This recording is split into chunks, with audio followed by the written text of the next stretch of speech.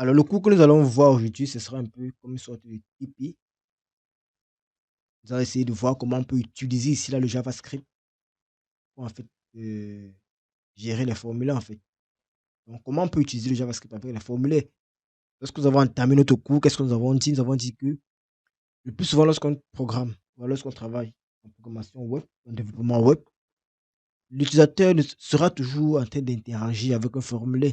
Cliquer sur ce bouton, entrer des informations, etc. Donc, c'est ça l'essence en fait du web. On récupère toutes les informations de l'utilisateur, on traite les informations en question et on lui renvoie encore d'autres informations. Donc, avec JavaScript, on va pouvoir utiliser, en fait, on va pouvoir utiliser en fait JavaScript pour pouvoir essayer de travailler avec les formulaires. Donc, c'est ce que nous allons essayer de voir aujourd'hui sur un petit exercice. J'espère qu'on va pouvoir le terminer. Alors, comme j'ai dit tantôt d'entrée de jeu, lorsqu'on a débuté le cours, JavaScript va nous permettre d'effectuer des traitements en fait et des validations avant en fait de soumettre notre formulaire au serveur. Vous appelez très bien que lorsqu'on a un formulaire, une page web dans laquelle il y a un formulaire, l'utilisateur fait quoi? Lui, il renseigne les informations dans le formulaire et il soumet ce formulaire. Lors de la soumission, qu'est-ce qui se passe? Lors de la soumission, l'utilisateur envoie ces données qu'il a entrées dans le formulaire au serveur. Et le serveur va donc traiter ces données-là. Donc maintenant, notre côté, qu'est-ce qu'on va faire côté client, c'est-à-dire quoi, côté navigateur? Notre rôle sera de faire quoi? Ce sera d'effectuer des traitements en fait sur les données que l'utilisateur a entrées et valider en fait ces données-là. Lorsqu'on aura fait en fait un traitement et validé ces données-là, on va donc soumettre le formulaire en question à notre serveur. Donc, lorsqu'on va utiliser l'événement on submit sur un élément HTML du form, ça va nous permettre de valider un formulaire. Et l'événement en question, l'événement qu'on appelle on submit, est déclenché lorsque le formulaire sera soumis. Et qu'est-ce qu'on a dit? Lorsqu'on soumet un formulaire, lorsqu'on a un événement qui est attaché à un objet, voilà un élément, qu'est-ce qu'on va faire? On va capturer donc l'événement en question, on va pouvoir traiter ce que nous voulons. Donc pour ce cas très simple, on va essayer de partir sur un petit exemple. On va donc créer un formulaire, essayer donc de voir comment on peut le soumettre. Il sera très simple. Donc on va d'abord commencer par la structure. On va essayer de définir un peu le HTML, définir CSS et entrer en profondeur dans l'objectif proprement dit en ce qui concerne la validation. On va voir quels sont les éléments qu'on peut sélectionner, qu'est-ce qu'on va pouvoir traiter, et ainsi de suite.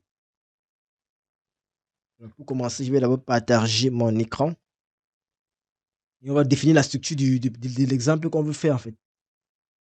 Donc, tous les propriétés que nous avons traitées au préalable, avec les révisions, on va les appliquer directement dans cette partie-ci. On va se créer un nouveau projet.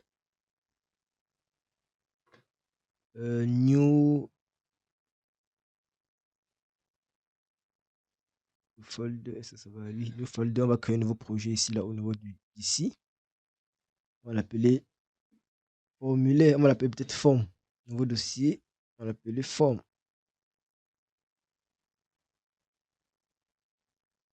Donc, ce sera pour la gestion de notre formulaire. Donc, on ouvre ce nouveau dossier-là en question.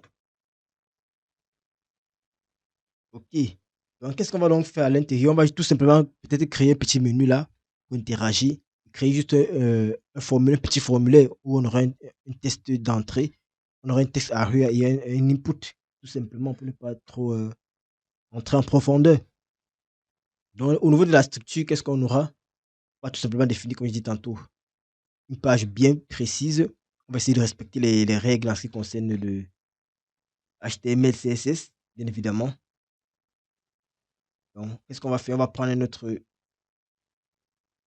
HTML. Le premier fichier que nous allons créer, c'est le index. On va créer un index.html.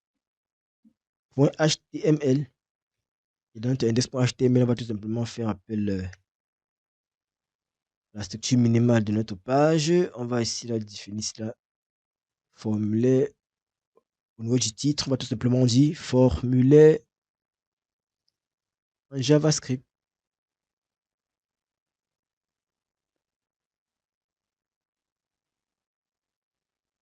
OK. On peut également définir les styles si on veut. Bon, là, on va pas trop s'attarder sur les styles. On peut définir les styles par la suite. Maintenant, au niveau du body, qu'est-ce qu'on aura? On peut définir tout simplement un header d'abord. On va aller sur un header. Dans notre header, qu'est-ce qu'on aura? On aura un menu de navigation, bien évidemment. On va partir sur un petit exemple, comme si c'était un site qu'on faisait. Alors, dans notre nav, on aura une liste non ordonnée. Si vous vous rappelez bien. La liste non ordonnée, qu'est-ce qu'on aura? On aura des éléments. On aura des LI qui auront comme enfant des A. Oups. On va prendre combien pour aller sur 4.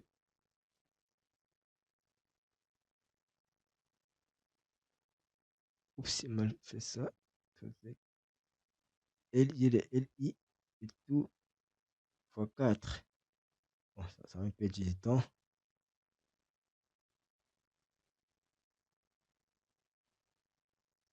Ok.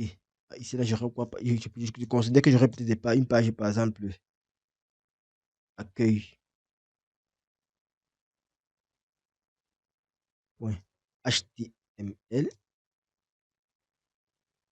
Bon, j'ai mon menu à l'intérieur, j'ai mon A pour F, accueil.html. Bien évidemment, bon, puisque je ne dois pas faire trop de style, je vais juste mettre un espacement ici. Qu'est-ce qu'on peut mettre ici au niveau de A? On va mettre tout simplement accueil. Voilà, si nous on va pouvoir séparer peut-être avec quelque chose, peut-être une barre comme c'est quelle barre de 8? Non, barre de 6, oui. Ok, on va dupliquer ça 3 fois. Ici, là, ce sera pour. Bon, on va dire peut-être à propos.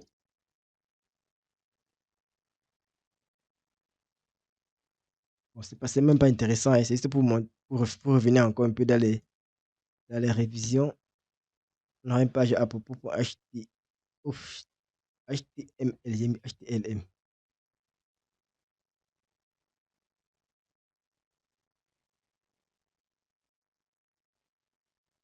J'aurai à propos, j'aurai peut-être une page des articles.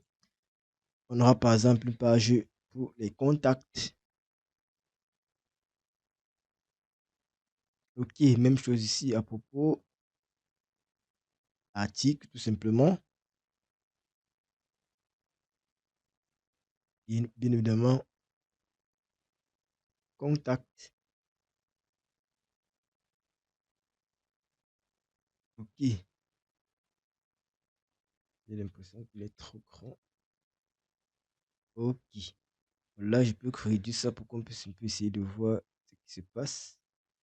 Alors, on peut donc déjà avoir notre page là à côté pour voir un peu le rendu. Ok, là, donc voilà notre page qui est déjà un peu définie. Bon, on peut un peu faire un peu de style. On va faire tout simplement un style inline. Bon, d'entrée de jeu, il faudrait qu'on crée notre fichier de script. On va tout simplement créer un script, par exemple, index.js. Et on va essayer d'appeler notre script tout simplement dans notre head. Dans le head, après le title, qu'est-ce qu'on va faire? On va tout simplement essayer d'appeler notre script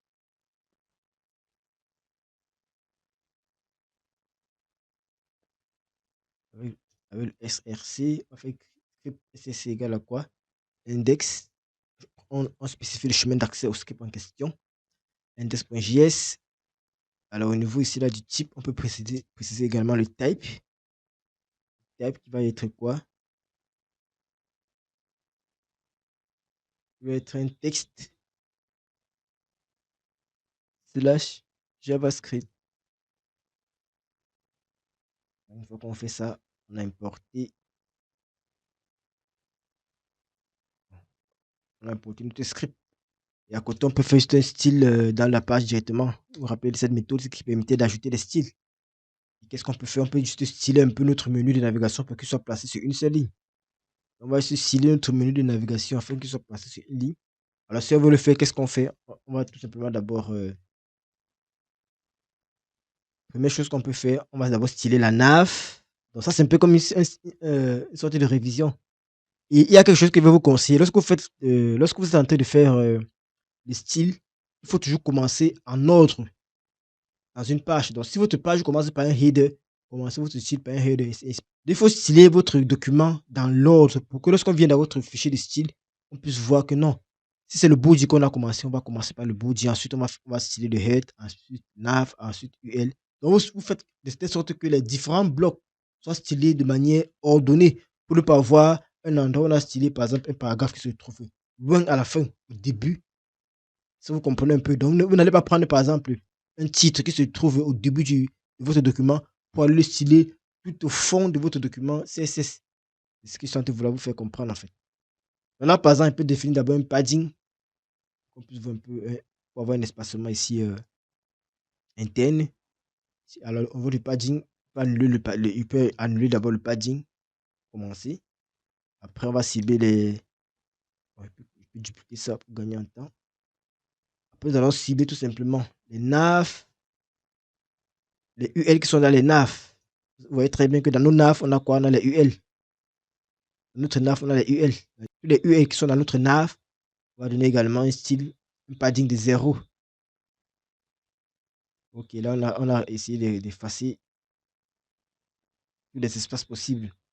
On réinitialise les espacements. Maintenant, au niveau du LI, pour changer l'ordre, qu'est-ce qu'on fait? On cible tout simplement notre nav, LI. On va appliquer quel style? Pour qu'il soit placé en inline, sur la même ligne en fait. On peut avoir des retours, des reboussements. On utilise quelle propriété? La propriété display, qui va prendre pour valeur inline block. Le tour est joué. Il y a presque le résultat escompté. On peut également essayer de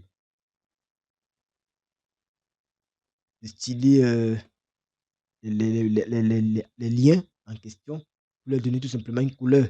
Et on peut par exemple retirer les soulignements. C'est très moche avec les soulignements. Première chose, c'est quoi? Pour retirer les soulignements, c'est texte. Decoration. Unknown. Lorsqu'on retire la décoration, qu'est-ce qu'on peut faire d'autre? On peut donc définir une couleur. Bon, c'est vrai que c'est pour retirer la couleur par défaut des liens, qui est bleu. Qu'est-ce qu'on peut faire? On peut tout simplement définir une couleur avec color. On peut dire que ça doit être black. Ça, ce sont les éléments basiques que vous utilisez le plus souvent lorsque vous créez un menu de navigation. Vous voyez, mon menu est maintenant sur une seule ligne. Alors, on va continuer avec notre document. Donc là, on a notre nav qui est dans notre header. Nous allons créer tout simplement une div qui va contenir les éléments de notre document. Et après, il va falloir travailler avec le DOM, récupérer certains éléments et interagir avec le formulaire. On va créer tout simplement une div, la div principale comme toujours. Donc, elle va s'appeler div main avec la div, parce que c'est la div principale. Il n'y a pas deux divs principales. Elle va s'appeler main. À l'intérieur, qu'est-ce que je vais mettre? Je vais tout simplement dire, puisque je veux créer, je vais simuler en fait le fait qu'on va créer des articles dans notre page. Donc, au début, on aura quoi? Au début, on aura le formulaire qui permet d'ajouter un article. Et plus bas, on aura les nouveaux articles en fait. Donc, il faudra que lorsqu'on clique sur ajouter un article, ça puisse ajouter un article dans le document. Donc, premièrement, qu'est-ce qu'on aura? Lorsqu'on est dans notre main, on va avoir une div qui permet de faire cela, qui va contenir le formulaire. On peut l'appeler tout simplement div new section pour dire que ce sera la div des nouvelles, la création de nouvelles articles. On peut l'appeler new section. Donc, ça va nous permettre de créer en fait à chaque fois de nouvelles sections. Une section étant un article qui aura un titre, un paragraphe, un sous-titre et un paragraphe. Donc, s'il fait un div, bon, on va toujours travailler ici avec les identifiants pour travailler, pour ne pas se compliquer la tâche. Donc, on aura une div avec pour identifier un new section qui va contenir tout simplement, premièrement, le titre de notre formulaire. Le titre de notre formulaire sera tout simplement quoi? nouvel article. Donc, le titre qui informe qu'ils sont en train de créer un article. On le met dans un H1. Et ensuite, qu'est-ce qu'on a? On aura notre formulaire. Notre formulaire, on aura comme pour action. On sait que sur le serveur, le script serveur qui va traiter notre formulaire va s'appeler par exemple slash article slash nous. Bon, le plus souvent, on met ça ce qu'on appelle les contrôleurs. Les contrôleurs, c'est-à-dire que la page qui sera appelée, ou alors le chemin qui sera appelé pour pouvoir traiter le formulaire. Et là, nous n'avons pas encore vu. Nous allons voir comment on va donc réussir à traiter cela uniquement côté client, côté navigateur. Donc, bien évidemment, qu'est-ce qu'on a encore comme autopropriété? On a la méthode. Quelle est la méthode du formulaire que nous voulons utiliser? Est-ce que vous vous rappelez encore très bien la différence entre les deux méthodes? Il y avait la méthode get, il y avait la méthode post. Donc, on a notre formulaire, on peut donc donner un identifiant à notre formulaire. On peut donner ID va recevoir quoi? Puisque c'est un nouveau formulaire. Oups. Au niveau de l'identifiant, ID, qu'est-ce qu'on peut donner? On peut tout simplement dire new article form. Alors vous allez remarquer que moi je donne toujours des noms en anglais, c'est pour faciliter en fait l'écriture dans le. Donc on va utiliser la méthode post. C'est vrai que pour le moment c'est pas encore très intéressant. Et lorsqu'on va travailler avec un langage serveur comme Java EU ou bien Jakarta EU, on va essayer d'avoir plus en profondeur. Alors, dans notre formulaire, qu'est-ce qu'on aura? Bien évidemment, on aura deux. Il a dit qu'on aura trois champs. On aura trois champs. On aura un champ de test, un champ de type texte qui va permettre de récupérer les informations de l'article. Après, on aura un champ qui va permettre de faire quoi? Définir peut-être la signature de l'article, qui peut être le titre ou quoi que ce soit. Donc, ce qu'on fait, c'est que, première chose qu'on a, pour pouvoir mettre un nouveau champ, on va utiliser la balise label. On va nommer notre champ en question. Label for égal. On a article et à l'intérieur, on va mettre article. On informe donc sur quoi? On informe sur le texte arrière qui va permettre de définir le texte que nous voulons. Le texte arrière est très simple. Le nom également sera quoi? Sera article, puisque le nom, toujours, on le lit directement avec le for pour permettre que lorsqu'on va cliquer sur le nom article, ça puisse ici là aller directement, puisse prendre directement. En journée, j'ai appelé ça comment? Si vous vous rappelez, le focus. Donc, dès qu'on va cliquer sur article directement, le texte arrière va prendre le focus. Parce qu'on les a liés ici là, avec le nom for. On a le même nom ici, anime, qui va prendre là tout simplement article. C'est clair pour vous. Donc, là, au niveau des rows, on peut définir le nombre de rows peut-être à 10, c'est beaucoup. On peut prendre juste 5. Bon, au niveau des colonnes, on va laisser les colonnes par défaut. L'identifiant, on n'en a pas trop besoin. On va travailler avec les formulaires directement. On a terminé avec notre texte ah oui. Après, qu'est-ce qu'on a besoin? On a besoin ici là d'un texte qui va permettre de faire la signature du document. Donc, on va tout simplement faire cela, un input. Un input de type texte, bien évidemment. Donc, la première chose qu'on fait, c'est toujours de nommer le champ. Donc, label sera la signature de notre article. Qui va signer l'article? Label for, on va tout simplement mettre ici là comme nom, signature. On aura la signature. On va tout simplement mettre le nom ici. Signature. Et en bas, qu'est-ce qu'on va définir? On définit bien évidemment l'input qui va récupérer la signature en question. Ça sera bien évidemment un input de type texte. Ça sera une chaîne de caractères.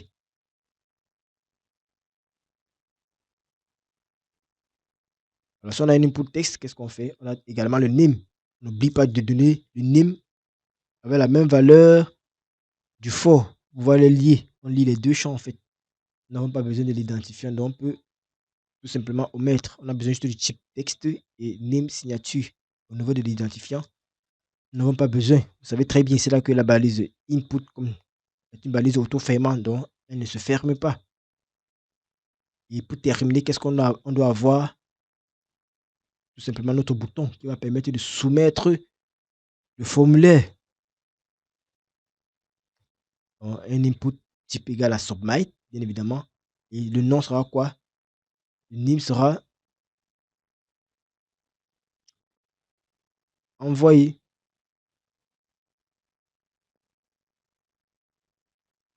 Et notre formulaire est tout prêt. Donc si on part là, on s'en va actualiser.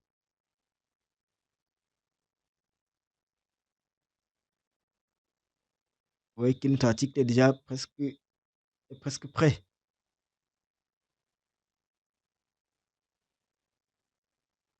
Donc qu'est-ce qu'on aura?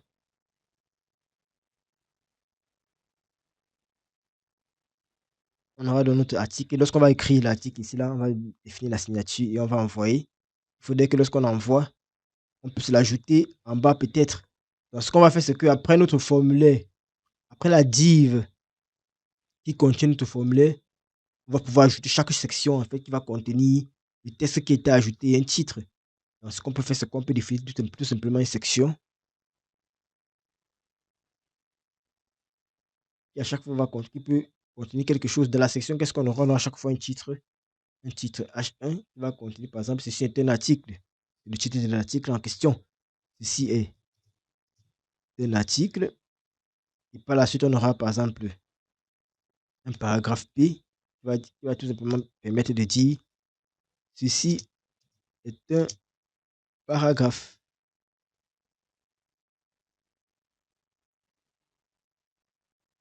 Maintenant, bon, par la suite, on peut toujours compléter. C'est vrai qu'on peut toujours récupérer le paragraphe et mettre dans deux endroits. Donc, je vais peut-être mettre encore un paragraphe. Je vais donner ici là une classe par exemple pour dire ça c'est une partie importante du paragraphe en question. Je vais faire un paragraphe encore P. Il y aura ici un texte important. On peut tout simplement dire ceci est un paragraphe important. Et on est terminé. Si je veux, je peux dupliquer ça pour qu'on puisse bien voir. À chaque fois, j'ai trois paragraphes. Alors maintenant, qu'est-ce qu'on peut faire? On peut essayer de styler un peu pour avoir un truc un peu esthétique. Légèrement, on peut styler uniquement nos textes ARIA et nos inputs. Donc, qu'est-ce qu'on va faire? On va tout simplement sélectionner le texte ARIA et à la fois le input. On va sélectionner également le input qui a pour attribut.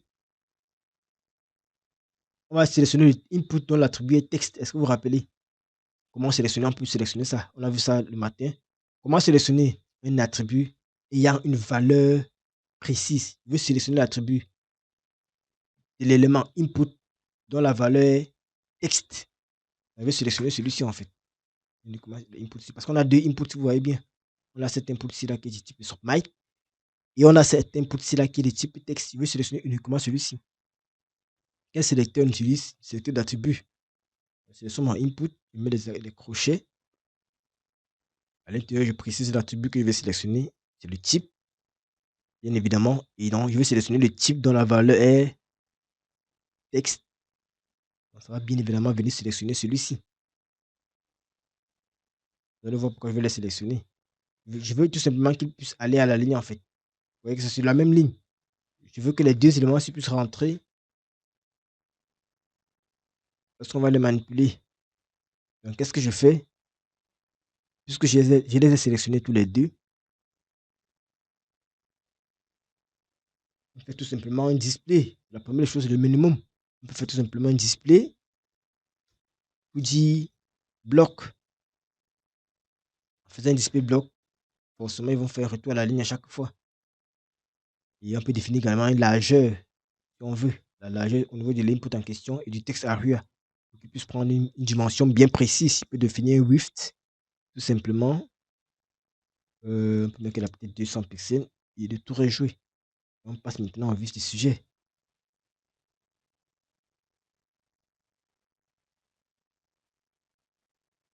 Ok, là on a les mêmes dimensions maintenant. Celui-ci et celui-ci ont les mêmes largeurs. On peut donc maintenant tout simplement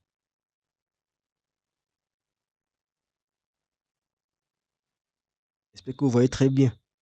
Essayer d'agrandir un peu là pour qu'on puisse voir. Ok. Là maintenant, nous avons la structure de notre HTML. On a notre structure. Qu'est-ce qu'on veut? On va appliquer tout ce que nous avons vu précédemment. Comment on va donc pouvoir sélectionner ici là un élément d'un formulaire à partir du JavaScript? Donc, première chose à faire, c'est la sélection de l'élément de notre formulaire. Alors, d'entrée de jeu, j'ai bien expliqué c'est là quoi.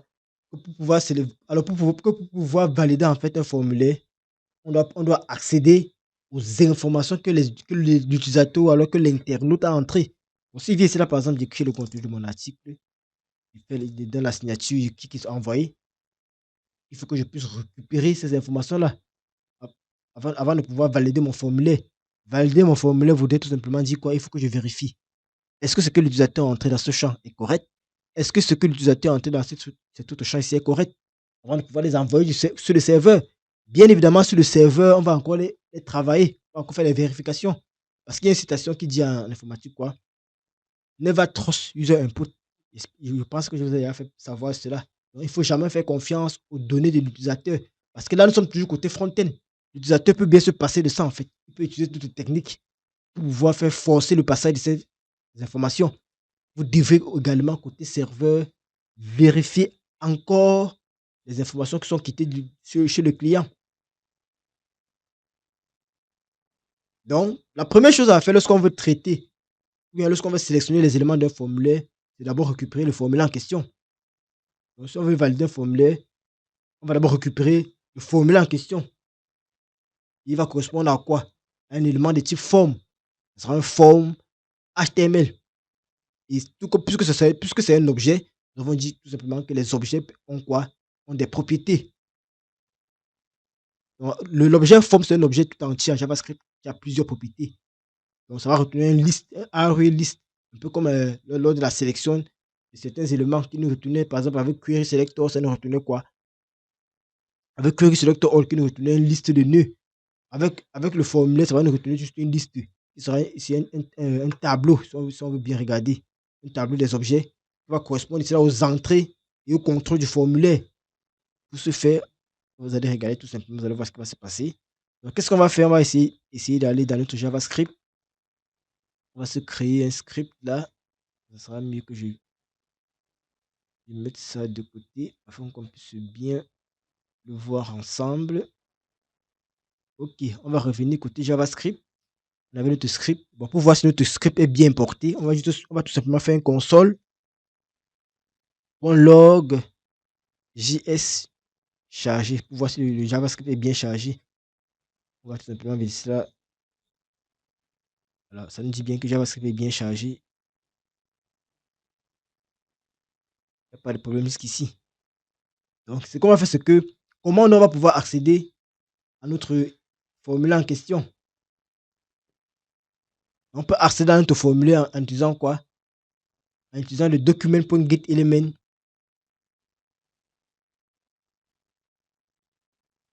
À quoi? Puisque voici notre formulaire, il a un identifiant.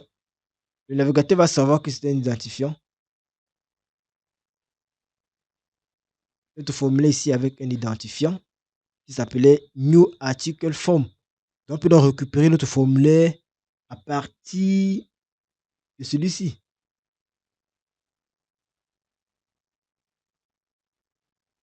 Donc, si on s'en va du côté Java, c'est qu'on fait. Par exemple, on va dire simplement form reçoit. Bien évidemment, on déclare d'abord la variable form. Après, on vient faire un form. On fait tout simplement form reçoit document.getElement by ID. On précise en paramètre notre élément. Selon vous, quel sera le résultat?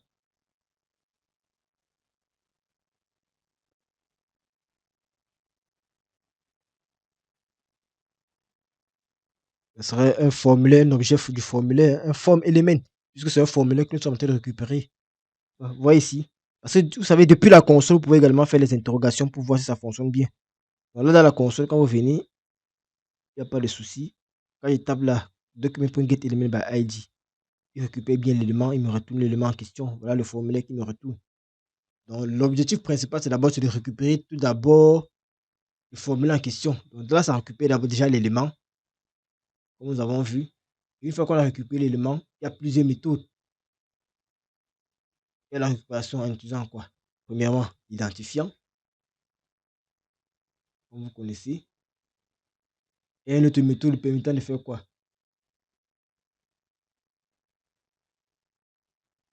On peut utiliser l'index de l'élément. On peut récupérer un élément du document HTML en utilisant ici son index. Lorsqu'on a un document HTML, un élément du formulaire, cela peut être sélectionné par son index. Donc déjà, qu'est-ce qu'on a? Lorsque vous faites par exemple un document.write, document.getElement by ID, par exemple, new article form, vous retournez ici là quoi? Vous retournez le formulaire. Et maintenant, à partir du form que vous avez ici là, en fait, vous pouvez récupérer l'identifiant de quelqu'un que vous savez que c'est à l'intérieur. Donc là, par exemple, si j'ai mon formulaire, je peux directement accéder ici en fait à ce qu'on appelle à ces éléments. En faisant quoi? En faisant un form.element, par exemple, point. Si à l'intérieur, par exemple, j'ai un article, ça va me retrouver, par exemple, celui qui a pour identifier un article. Et ça se comprend. Donc, par exemple, là, dans mon formulaire, qu'est-ce que j'ai? J'ai un élément qui a pour identifiant quoi? Lorsqu'on parle d'identifiant en ce qui concerne le formulaire, on fait référence au nom, en fait. Donc, le name qu'on met sur une balise de type formulaire, c'est en fait son identifiant. Donc, par exemple, ici, mon premier site qui s'appelle quoi? Article. Son identifiant, c'est article. Donc, ce qui se passe, c'est que je peux récupérer l'article ici. Je peux recevoir directement mon article. Il peut faire directement un document. Ouais. Bon, le plus souvent, on va récupérer avec les names, mais c'est juste pour vous montrer un peu que ça récupère. Mais normalement, si nous sommes cotés dans le. Je dis ça comment? Nous sommes dans la console, ça devrait fonctionner. Donc là, ça récupère à partir ici de quoi? Du nom de l'article. Ça, c'est les différentes méthodes qu'on peut récupérer. Bon, on les a déjà vues. Et bon, le plus souvent, on ne va pas trop utiliser comme je dis tantôt parce que ça ne va pas rendre le code assez maintenable. C'est juste des méthodes qu'on vous montre pour juste pouvoir apprendre. Maintenant, l'une des méthodes qu'on utilise, c'est quoi? On va pouvoir récupérer un élément du formulaire, sélectionner l'élément du formulaire à partir de quoi? À partir de son attribut. Par exemple, on a par exemple ici, en fait, par exemple, une méthode en fait, c'est l'une des méthodes les plus robustes en fait. New article. On va dire par exemple new article. Donc, on va faire new article. Bon, laissons même celui-ci. Même à partir du name qu'on a défini sur un élément. Puisque le formulaire, c'est le formulaire entier. Si nous sommes par exemple sur le texte ARIA ici, le texte ARIA a un name qui s'appelle article. Donc, à partir également de lui, on peut directement récupérer. Alors, l'une des méthodes, c'est quoi? Vous vous rappelez très bien de ce que nous avons fait en JavaScript dans les révisions. Donc, si, par exemple, qu'est-ce que je fais? Je fais un document.getElement by ID, new article, ça va récupérer l'élément en question. Et maintenant, puisque ça récupère l'élément en question, qu'est-ce que je fais? GetElement by tag name. Donc, par exemple, je peux faire let. Je dis par exemple que, article, je dis par exemple que va article reçoit quoi? Document.getElement by tag name. Tag name veut dire quoi? Bon, tag name, c'est pour la balise autant pour moi. Je dis pas by name. GetElement by name, ça permet de faire quoi? De récupérer un élément à partir de son nom. Donc, si on a nommé un élément avec le name, on peut le récupérer directement à partir du nom de cet élément-là, en fait. Vous voyez qu'on est en train de réviser encore autre chose à partir des formulaires. Je vais tout simplement donner le nom du champ. Par exemple, j'ai un des champs parmi mes champs ici qui s'appelle quoi? L'un des champs s'appelle article. Donc, à partir de ça, je vais récupérer ça. Donc, ça va permettre de récupérer tout simplement mon article. Donc là, qu'est-ce qu'on va dire? Que nous avons récupéré notre champ article à partir de son name article en utilisant quoi? En utilisant le getElement by name. Et c'est l'une des méthodes qui est conseillée en fait de récupérer les éléments à partir de leur nom. En faisant ça, en fait, on accède directement à l'objet qui est concerné. Et bien évidemment, lorsqu'on le récupère, ça peut être une liste. Parce que qu'est-ce qui se passe? Si on a dit get by element, document.get element by name, by name. Pourquoi vous ne m'arrêtez pas s'il y a fait erreur? By name, parce qu'on a get element by ID, get element by tag name pour les balises, get element by name pour le nom qu'on donne à une balise, notamment en utilisant ici l'attribut name. Une fois qu'on a ça, on sait d'office, c'est là que ça retourne toujours une liste parce que ça va aller chercher en fait dans les documents pour ceux en fait qui ont le nom aussi en fait. Parce qu'un name, on peut donner plusieurs noms aux mêmes balises en fait. Donc, forcément, pour pouvoir récupérer le premier que vous retrouvez dans notre cas, on va tout simplement faire quoi? On va tout simplement faire ici là. C'est un tableau, c'est un arbre que ça retourne. On va tout simplement faire ici là. Ah oui, c'est simple. Bon, là, il peut même venir directement ici là, comme il refuse de nous servir. On peut venir ici là dans le navigateur et faire l'affichage. Alors, apparemment, il y a une erreur dans le document JavaScript qui empêche ça. Alors, le document HTML, un instant, il veut regarder ce qui se passe ici. Il y a une erreur ici qui empêche un autre code de s'exécuter.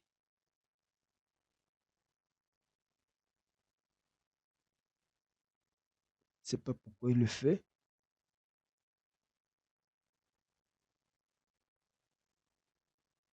Ouais, il y a une erreur, il y a quelque chose ici qui se passe.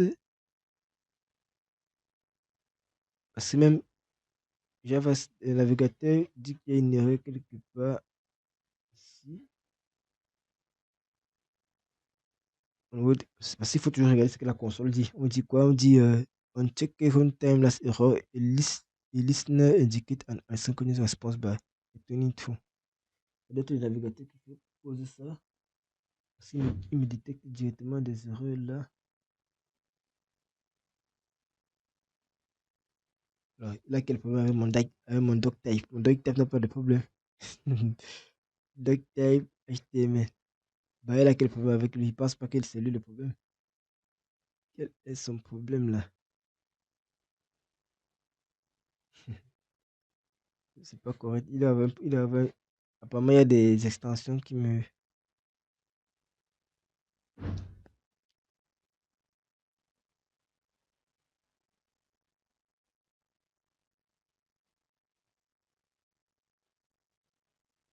Ok, bon, là, c'est bon maintenant. Il pense qu'on va toujours l'insérer à la fin. Mais il est conseillé en fait de toujours l'insérer à la fin. Ouais. C'est pour éviter que le JavaScript soit chargé en début. Parce que si vous avez un long cours de JavaScript, ça va en fait.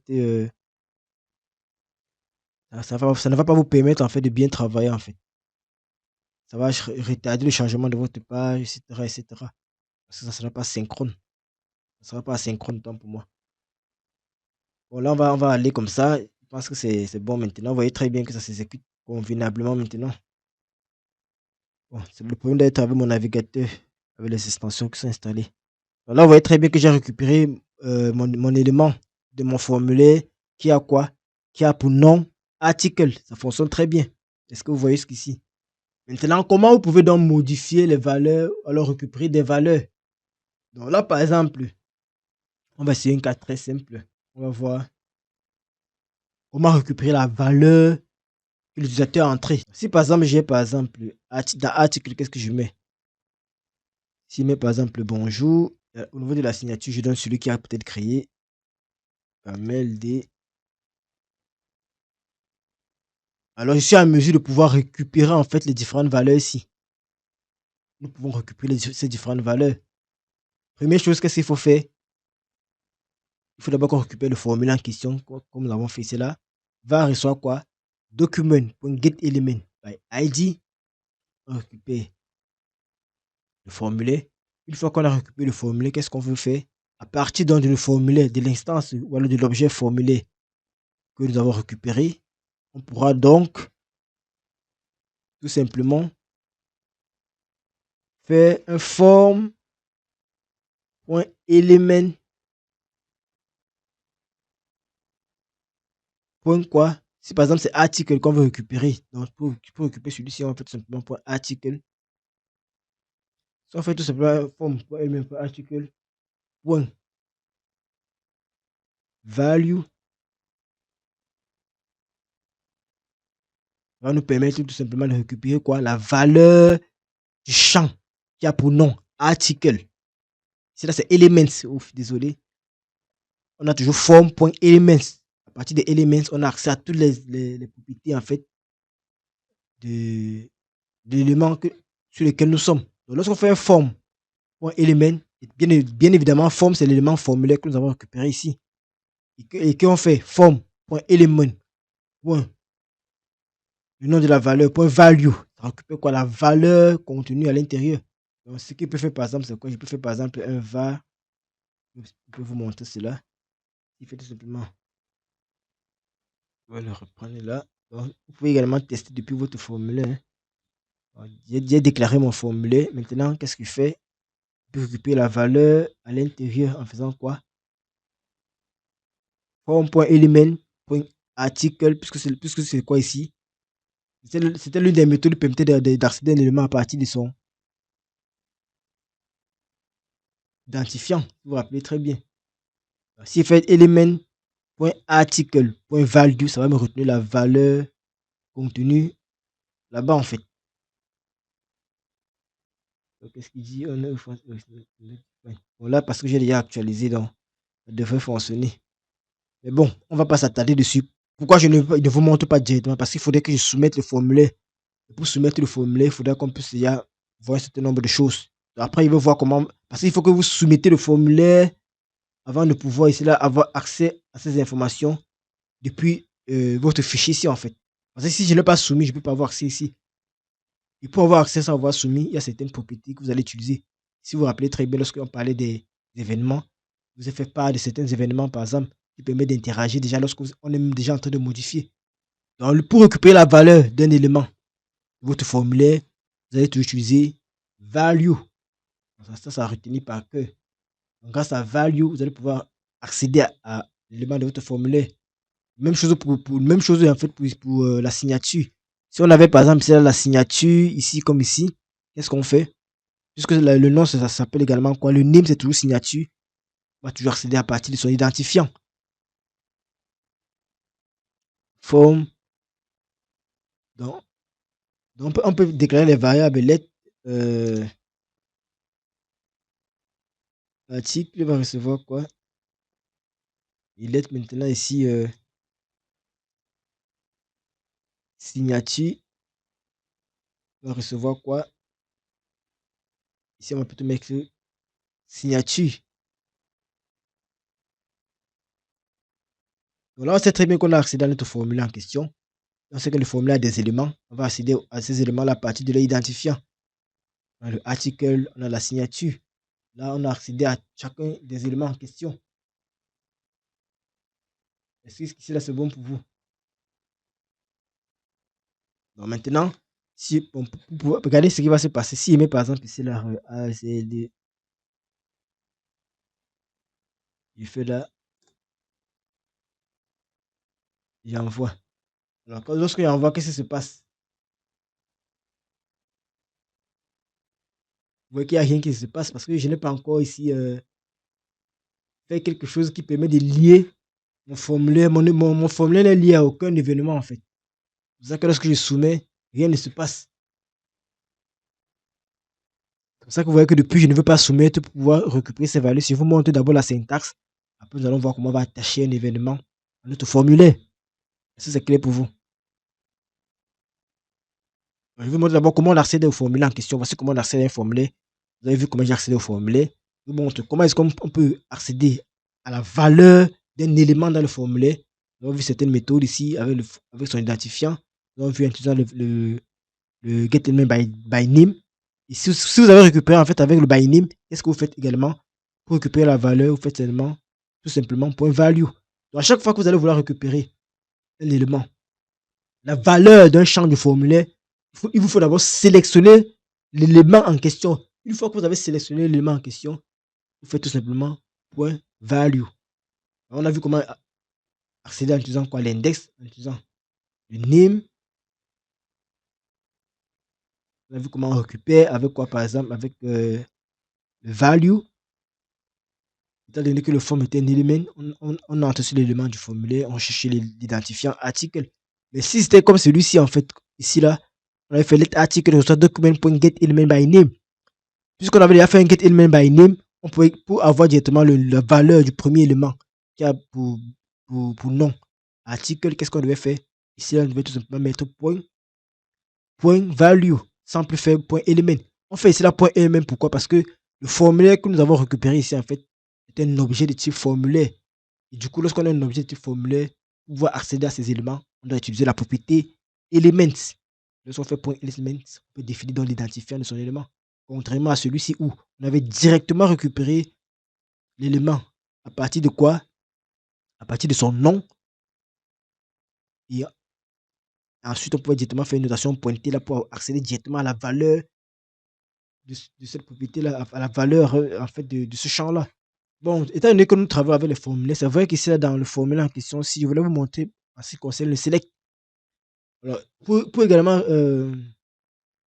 récupérer les éléments d'un formulaire qui est un select, on peut également utiliser le JavaScript.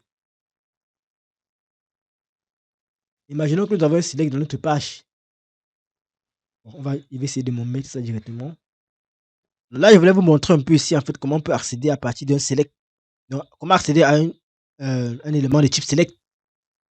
Vous vous rappelez très bien des selects en HTML. Un select avec plusieurs options. Et donc, comment donc récupérer la valeur d'un select? Si par exemple, on demande à l'utilisateur de sélectionner sa ville, on a présenté un ensemble de villes. Comment donc on va pouvoir récupérer la valeur que l'utilisateur a sélectionnée? Bien évidemment, JavaScript, il y a également une méthode pour le faire.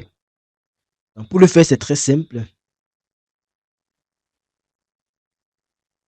On va tout simplement venir dans notre formulaire pour pouvoir ajouter un champ select afin de pouvoir monter cela dans la pratique. Donc, on revient toujours dans notre formulaire bien avant le bouton envoyer. On va donc définir notre select. Bien avant, on précise toujours notre label. Donc, le label a toujours un fort. Bon, supposons par exemple qu'on veut regarder la profession ici là de l'utilisateur. Par exemple, work, qu'est-ce qu'il travaille? Et plus bas, on va donc faire un select. On va donner le nom, par exemple, work. On va associer toujours le nom au label en fait. Dans mon select, il y a plusieurs options. Je vais tout simplement faire une option. Et la valeur de l'option sera quoi? Il veut dire par exemple que la première option sera tout simplement professeur. Et là, comme valeur, bon, ce qui est affiché en fait, vous savez déjà ça. Ce sera professeur, on peut donc dupliquer ça. Peut-être 3. Bon, la deuxième valeur sera tout simplement étudiant. Ici, on aura par exemple ce qui s'affiche.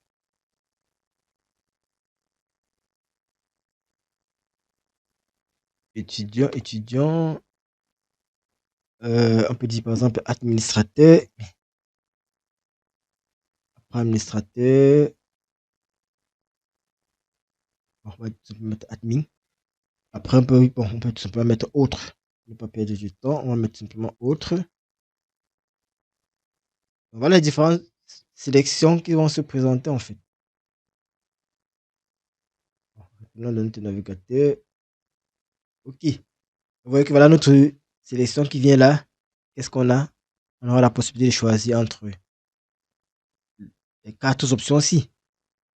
Donc, quand l'utilisateur aura par exemple sélectionné étudiant, comment on va donc faire pour pouvoir récupérer la valeur étudiant? C'est notre challenge. Donc, pour pouvoir récupérer un élément en fait de type. Bon, vous voyez qu'ici là, ça a gâté mon CSS. Alors, mon CSS est maintenant bizarre. C'est la même ligne. Donc, ce qu'on fait, essayons de le réparer un peu, voir. J'aime un peu l'esthétique. On va un peu aller jouer avec le CSS. Alors, je n'ai pas créé un fichier. Je vais tout simplement venir ici. Je peux même prendre le label également. Je vais prendre les labels. Il les select. Il veut le dire tout simplement de forcer un retour à la ligne à chaque fois en fait. Pour forcer un retour à la ligne, qu'est-ce qu'il faut faire? Il faut définir un display. Si on fait un display bloc là, on force le retour à la ligne. Là, j'ai maintenant mon élément escompté. Bon, ça fait que c'est serré. Bon, ce n'est pas trop notre travail ici et maintenant. Donc, par exemple, pour les valeurs, pour les champs de type value, les champs qui avaient une valeur, on utilisait la propriété value. La propriété value s'applique à qui? Au champ d'un formulaire de type texte, par exemple, ou bien les textes ARIA. Maintenant, pour indiquer la sélection par rapport ici là à une liste déroulante, on va utiliser ce qu'on appelle le selected index. Donc, grâce au selected index, on va pouvoir savoir l'élément qui est sélectionné. Donc, c'est simple. Qu'est-ce qu'on fait? Si par exemple, on veut connaître le work, on fait tout simplement let work, soit quoi? Premièrement, vous savez ce qu'il faut faire. Si on a un formulaire que nous avons, il faut d'abord tout simplement faire quoi? Accéder au formulaire en question. On fait un form, point, on accède à l'élément. Alors, ce qui est même, lorsque vous faites, bon, ça veut que ici, là, ça ne veut pas. Il y a certaines idées que lorsque vous faites ça, ça vous donne directement tous les identifiants, en fait, qui sont possibles sur votre élément. Regardez comme par exemple ici, là. Il me dit que par exemple, là, il peut utiliser l'article, le document, ainsi de suite. Mais dans les IDE, parfois, ils vont vous donner en fait tous les propriétés qui sont associées à votre objet, une fois que vous aurez fait. Donc, pour récupérer un élément sélectionné, on va tout simplement faire ici là un point selected index. Selected index. Ça va nous retourner en fait l'index de l'élément qui est sélectionné. Donc, il faut retenir qu'à partir ici là de l'élément que j'ai pris, s'il s'agit d'un input de type test, qu'est-ce que je fais? S'il s'agit d'un input de type select, qu'est-ce que je fais en fait? Est-ce que c'est clair pour vous jusqu'ici?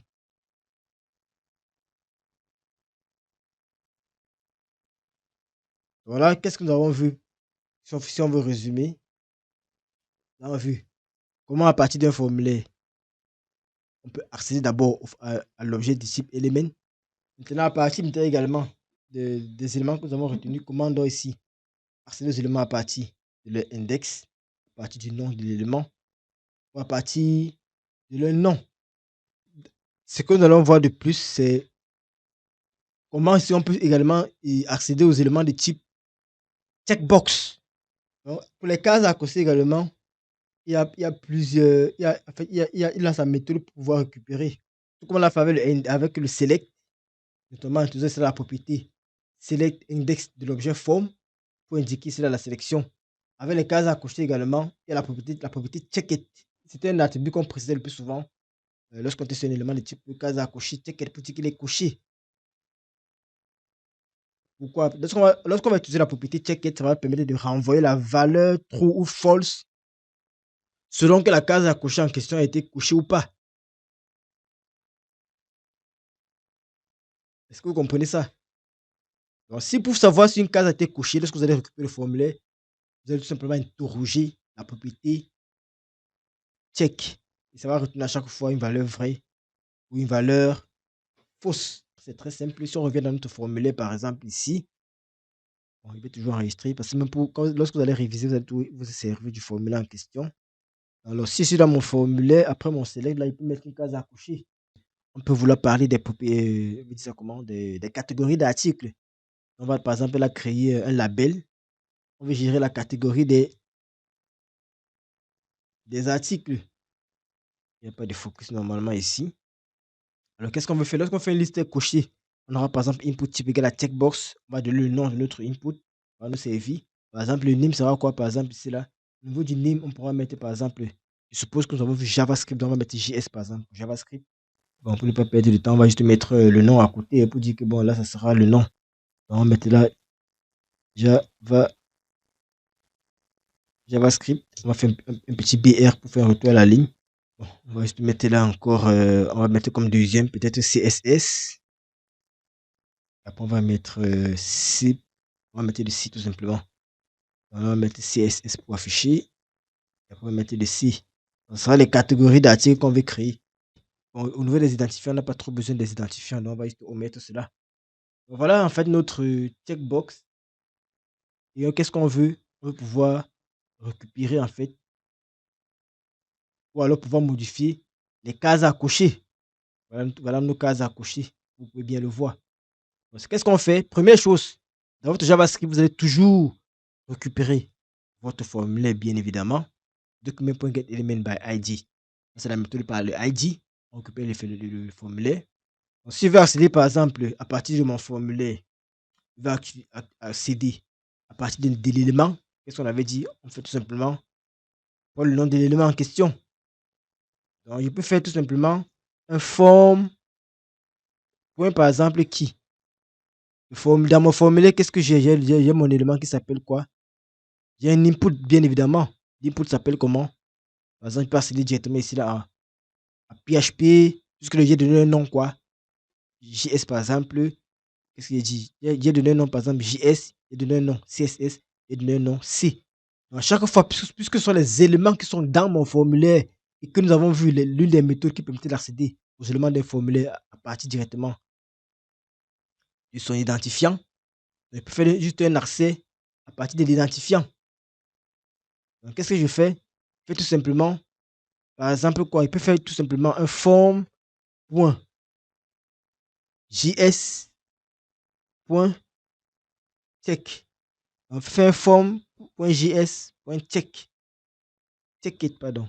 J'ai mis le check it pour pouvoir voir. Pour pouvoir ici là faire quoi? Pour pouvoir ici là évaluer s'il est coché ou pas. Donc là, par exemple, qu'est-ce qu'il peut faire? Il peut directement faire ici là une console pour que vous puissiez voir. Alors, s'il coupe ça, par exemple, il fait tout simplement une console.log l'élément en question. Voilà, ça pourrait marcher parce que je n'ai pas besoin de soumettre le formulaire. Il va directement entrer sur mon formulaire. Vérifier cela. Alors, si je fais un inspecter, alors s'il n'y a pas de souci, il devrait me dire false. Vous voyez? Pourquoi il dit false? Tout simplement parce qu'il est en train de dire que mon élément n'est pas coché en fait. Ici, maintenant, là, bon, là on ne peut pas encore essayer parce qu'il va vous montrer d'abord comment on attache un événement à un formulaire avant de pouvoir bien tester cela en direct. Pour pouvoir cocher et vérifier. Parce que lorsqu'il va cocher, quand il va actualiser, en fait, il va actualiser la page et vous n'allez pas voir. Et lorsqu'on va attacher un formulaire à un événement, on va attacher un événement à un formulaire, on va bien tester, donc ne soyez pas précis. Là, il vous montre sur les méthodes. Déjà, dans le cours, vous allez pouvoir accéder sans problème. Donc là, qu'est-ce qu'il fait? Ça me permet de vérifier si un champ de type input a été coché ou pas. Donc là, par exemple, j'ai accédé à partir directement de son identifiant. On me dit que l'identifiant, l'élément dans le formulaire qui a pour identifiant JS n'est pas coché. Donc JavaScript n'est pas coché. Si la même chose, s'il fait plutôt CSS, ça va me dire que ce n'est pas coché. S'il fait C, ça va me dire tout simplement que ce n'est pas coché également. C'est la même chose également pour les éléments de type radio button. Vous vous rappelez des radio buttons. Le point, c'est que pour les radio buttons, qu'est-ce qu'on fait le plus souvent? Le plus souvent, on va créer une boucle et on va tester de manière successive si la propriété en fait est activée sur chaque bouton. Donc, parce que donc c'est très simple. Ce qu'on peut faire, c'est quoi? Vous partez tout simplement également côté HTML. On ajoute tout simplement un bouton radio. La différence avec le radio et le checkbox. Avec le radio bouton, on a juste deux options le plus souvent. On n'a pas besoin de plusieurs parce que les champs devaient être liés. On vous donne deux cas. Par exemple, il va vérifier l'état. Est-ce que l'article a été publié ou pas? On peut définir un label état. À l'intérieur duquel, qu'est-ce qu'il doit faire? Il va tout simplement préciser plusieurs états. Pour dire est-ce que l'article est public ou est-ce que l'article est privé? Ou est-ce que c'est dans le brouillon en fait? Qu'est-ce qu'on fait tout simplement? C'est toujours un input de type radio.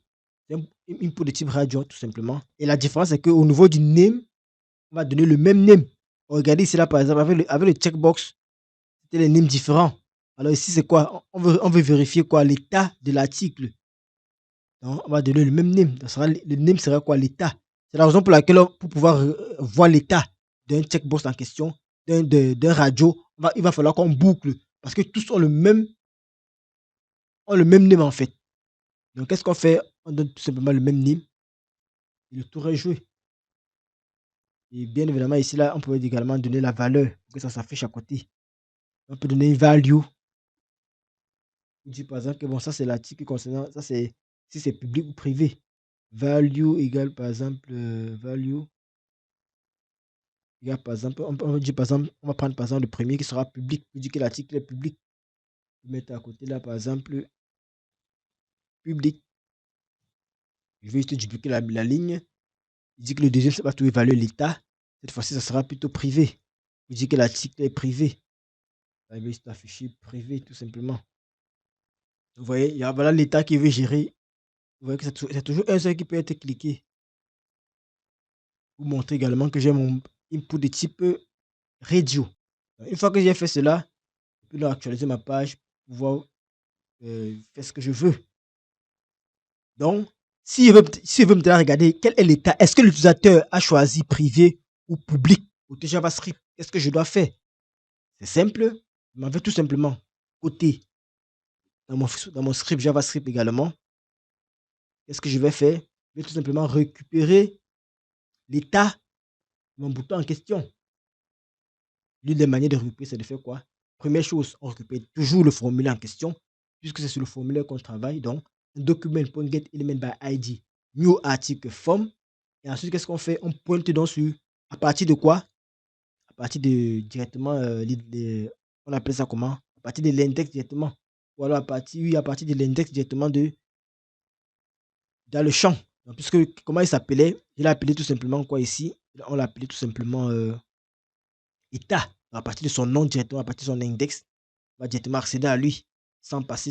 Il y a plusieurs méthodes. Ça, c'est l'une des méthodes qu'on utilise le plus souvent. Donc, qu'est-ce que je fais? Je viens directement dans mon JavaScript, puisque j'ai déjà le form qui a été déclaré là. Tout simplement dire que l'état va recevoir quoi? L'état de mon article va recevoir tout simplement mon formulaire point état. Alors, oups, il s'appelait état. Mais là, on va mettre plutôt les états. Vous vous rappelez très bien qu'est-ce qu'on a dit par rapport aux radios. Donc, il va falloir boucler pour voir l'état de chacun. Là, ça va me retourner en fait les états de mes différents. Par exemple, dans mon cas, c'est deux. Ça va me donner les états des deux en fait. Donc, si on peut faire par exemple là une console. .log pour que vous puissiez voir console.log de état. Mais point virgule là. Si on actualise, on s'en va ici inspecter. Vous voyez bien ce qui se passe. Ça retourne quoi? Ça retourne un radio node list qui permet de dire quoi? À chaque fois, ça vous donne le numéro d'ordre de l'input en question et ça vous donne les différentes valeurs. Il y a un ensemble de propriétés. Donc, pour pouvoir savoir quel est réellement l'état de l'un ou de l'autre, il va falloir boucler pour pouvoir le savoir, puisqu'on a deux éléments qui vont de 0 à 1. Donc, par exemple, pour le premier, selon vous, si vous voulez connaître l'état du premier, qu'est-ce que je fais donc? Puisque l'état, c'est une autre liste, c'est-à-dire qu'on a un tableau. Je fais tout simplement un état de 0, puisqu'il y a deux éléments. Je fais un état de 0. Et lorsqu'il fait état de 0, lorsqu'on fait juste état de 0, qu'est-ce qu'on a? On a l'état à position 0. Maintenant, pour vérifier si c'est coché, qu'est-ce qu'on fait? Même chose que pour le ticket. On fait toujours, on regarde si l'utilisateur a coché. C'est toujours un check. Non, on ne change pas. Donc, pour laquelle il dit qu'on peut boucler. Donc, si on a plusieurs éléments, on va tout simplement boucler en fait. Donc, si on fait état de 0.ticket, le résultat où passe l'élément a été coché.